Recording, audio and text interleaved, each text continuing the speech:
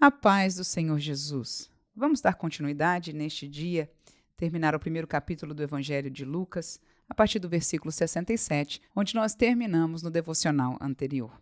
67 diz o texto: E Zacarias, seu pai, foi cheio do Espírito Santo e profetizou, dizendo: Bendito o Senhor, Deus de Israel, porque visitou e remiu o seu povo e nos levantou uma salvação poderosa na casa de Davi, seu servo, como falou pela boca dos seus santos profetas desde o princípio do mundo, para nos livrar dos nossos inimigos e da mão de todos os que nos aborrecem, para manifestar misericórdia a nossos pais e lembrar-se do seu santo concerto e do juramento que jurou a Abraão, nosso pai, de conceder-nos que, libertados da mão de nossos inimigos, o servíssemos sem temor, em santidade e justiça perante ele todos os dias da nossa vida.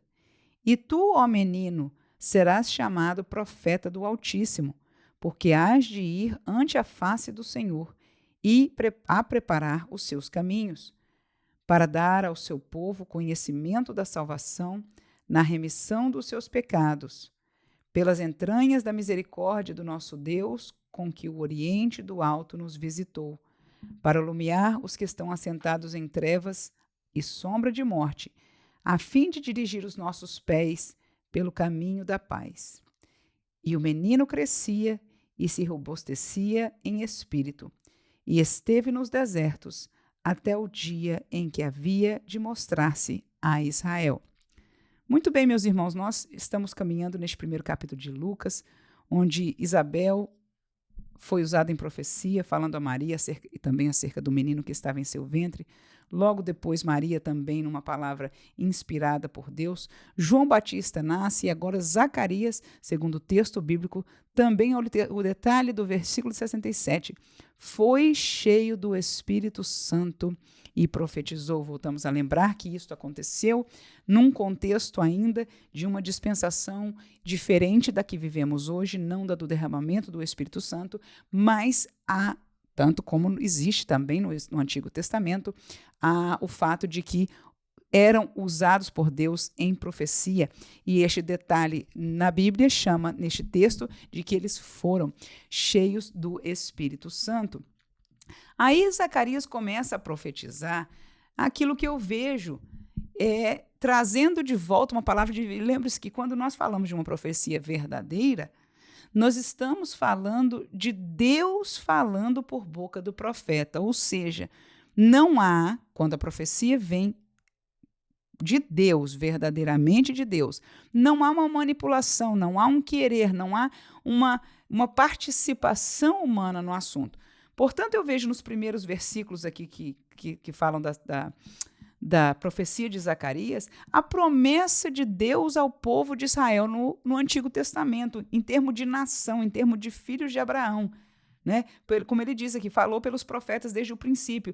E o foco neste começo da profecia, eu vou dizer isso porque eu percebi que neste texto, dois focos separados. O primeiro foco, ele diz, olha, vai vir o cumprimento, que é o versículo 71, de nos livrar das mãos dos inimigos. No 74 repete a mesma coisa, conceder-nos liberdade das mãos dos nossos inimigos, para servir ao Senhor em santidade e justiça.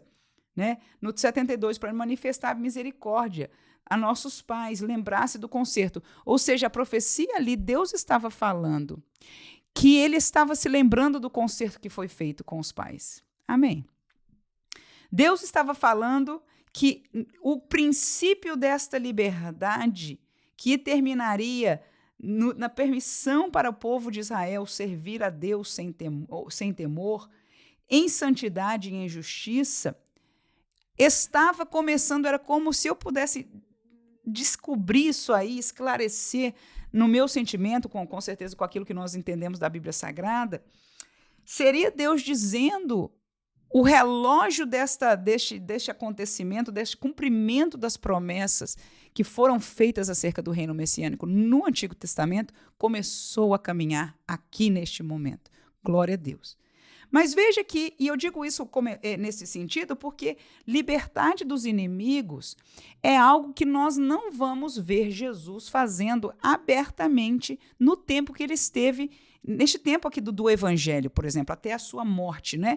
Você vai ver aquilo que a gente vai ver nos próximos versículos aqui. No tempo que Jesus esteve aqui, ele não foi uma pessoa que libertou no sentido militar ou de nação, ou de civil àquela nação. No entanto, a perspectiva da vinda de Jesus foi diferente. Mas eu quero mostrar para mim mesmo e para você neste dia que esta profecia de Deus, e como veio de Deus, nós estamos entendendo isso, eu estou feliz de estar entendendo isso, porque foi Deus que falou, então significa que naquele momento Deus começou a lidar com essa situação de volta.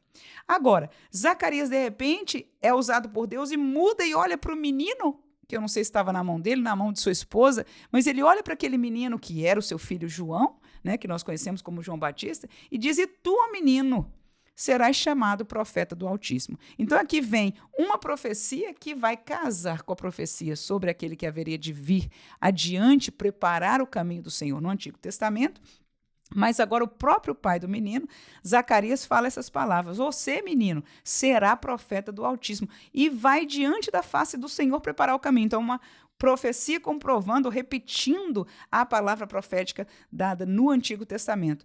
E qual era o objetivo de Deus com o ministério de João Batista? Está claro aqui, por voz, por palavra de Deus, na boca de Zacarias: dar ao seu povo o conhecimento da salvação. Então, agora a gente vê aqui a expressão clara do propósito imediato de Jesus, da vinda do Filho do Homem, de Jesus Cristo.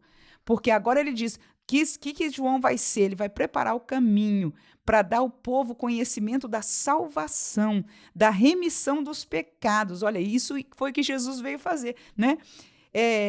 Que mais? Pelas entranhas de misericórdia, para alumiar, olha outra palavra que combina com aquilo que já foi profetizado no Antigo Testamento: alumiar os que estão assentados em trevas e sombra de morte, a fim de dirigir os nossos pés pelo caminho da paz. Aquele menino que haveria de vir, né? Até João Batista já começa a falar desta realidade de salvação, de remissão dos pecados, de um caminho de paz, mas ele estava preparando daquele que faria possível todas essas coisas, que era o Messias. Então, ali diz que ele crescia, robustecia em espírito, e, como nós conhecemos dele, ele cresceu e viveu muito tempo no deserto, né? Ele ficou no deserto, onde, com certeza, Deus o preparou de alguma maneira especial antes de se apresentar a Israel. Que Deus te dê um dia de bênção. Obrigado por estar comigo para meditar nesta palavra. Eu estou alegre com Jesus. E você? Amém.